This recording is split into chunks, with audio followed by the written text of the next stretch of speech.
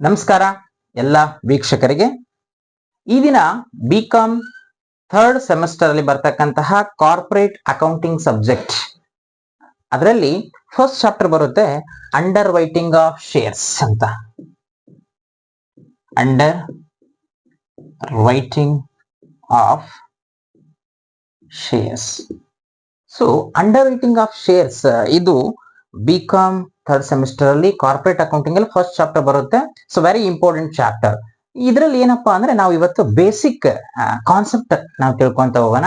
Under writing ಅಂದ್ರೆ ಏನು, under writers ಅಂದ್ರೆ ಯಾರು, ಅಂಡರ್ ರೈಟಿಂಗ್ ಕಮಿಷನ್ ಅಂದ್ರೆ ಏನು, ಯಾಕೆ ಅಂಡರ್ ರೈಟಿಂಗ್ ಮಾಡ್ಕೊಳ್ತಾರೆ, and underwriters liability.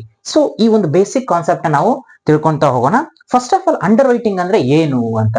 So underwriting means ಇಲ್ಲಿ ಅಂಡರ್ ರೈಟಿಂಗ್, ಅಂಡರ್ ಅಂದ್ರೆ ಅಂಡರ್ ಟೇಕಿಂಗ್ ಅಂತ, ಅಂದ್ರೆ ಟೇಕಿಂಗ್ ದ ರೆಸ್ಪಾನ್ಸಿಬಿಲಿಟಿ ಅಂತ ಮೀನಿಂಗ್ ಕೊಡ್ತಾ ಹೋಗುತ್ತೆ. ಸೊ ಅಂಡರ್ ರೈಟಿಂಗ್ ಅಂದ್ರೆ agreement between two or more parties ಅಂತ ಅರ್ಥ. Agreement between two or more parties ಅಂತ ಕರೀತಾರೆ. ಅಗ್ರಿಮೆಂಟ್ ಬಿಟ್ವೀನ್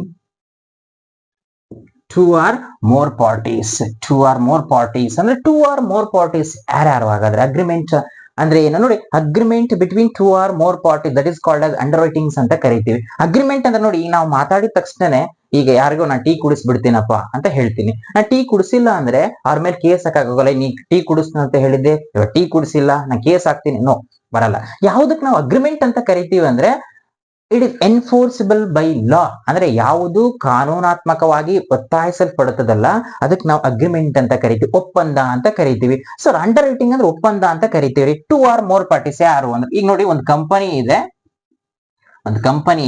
ಸೊ ಅದು ಎ ಬಿ ಸಿ ಇವ್ರ ಜೊತೆ ಅಗ್ರಿಮೆಂಟ್ ಮಾಡ್ಕೊಳ್ಳುತ್ತೆ.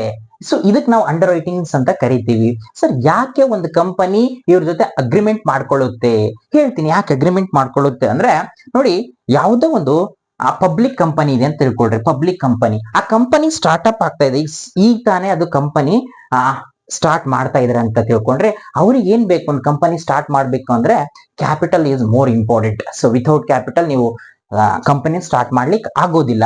ಆದ್ರೆ ಇವ್ರ ಹತ್ರ ಕ್ಯಾಪಿಟಲ್ ಇದೆ, ಆದ್ರೂ ಕೂಡ ಸ್ಟಾರ್ಟ್ ಮಾಡ್ಲಿಕ್ಕೆ ಆಗೋಲ್ಲ. ಯಾಕೆ ಅಂದ್ರೆ ನಮ್ಮಲ್ಲಿ ಒಂದು ಕಂಪನೀಸ್ ಆಕ್ಟ್ ಅಂತ ಇದೆ. ಕಂಪನೀಸ್ ಆಕ್ಟ್ 2013, ಇದು 1956 ಇತ್ತು. ಸೊ ಇದೇನಾಗಿದೆ, ಅಮೆಂಡ್ಮೆಂಟ್ ಆಗಿದೆ, 2013 ಇದೆ. ಸೊ ಈ ಕಂಪನೀಸ್ ಆಕ್ಟ್ ಏನ್ ಹೇಳುತ್ತೆ ಅಂದ್ರೆ, ಈ ಕಂಪನಿ ಸ್ಟೇಜಸ್ ಅಂತ ಬರುತ್ತೆ. ಒಂದು ಸ್ಟಾರ್ಟಿಂಗ್ ಸ್ಟೇಜಸ್, ಫಸ್ಟ್ ಅಲ್ಲಿ ಆ ಕಂಪನಿ ಇನ್ಕಾರ್ಪೊರೇಷನ್ ಸ್ಟೇಜ್ ಅಂತ ಬರುತ್ತೆ, and second business commencement stage ಅಂತ ಬರುತ್ತೆ. ಬಿಸ್ನೆಸ್ ಕಮೆನ್ಸ್ಮೆಂಟ್ ಸ್ಟೇಜ್ ಅಂತ. ಇನ್ಕಾರ್ಪೊರೇಷನ್ ಸ್ಟೇಜ್ ಅಂದ್ರೆ ಈಗ